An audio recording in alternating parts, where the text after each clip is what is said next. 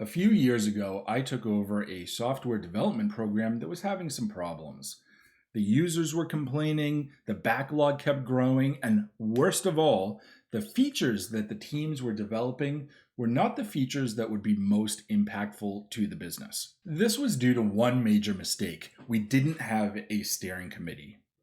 Now, a steering committee is the group responsible for ensuring that the organization allocates its resources in the best way possible. They can help resolve conflicts, aid in getting resources, and really support your development teams. If you're experiencing a similar situation, here's how to get through it. First, you need to get the right people assigned to the steering committee. Good candidates are people who have a wide view of the organization, especially those who oversee areas where you may have conflicting viewpoints.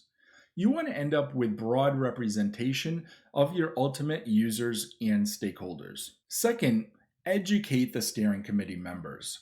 You should help them understand what they should expect from you and what you expect from them. Just as one example, I committed to sending the agenda several days in advance. That way, the steering committee members would be able to confer with their groups and come to the meeting prepared.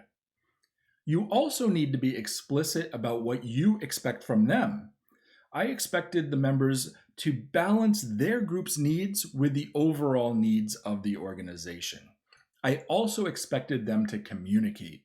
I asked them to share their upcoming initiatives, which helps the development teams prepare for upcoming work, and to share the committee's decisions and reasoning for those decisions with their stakeholders.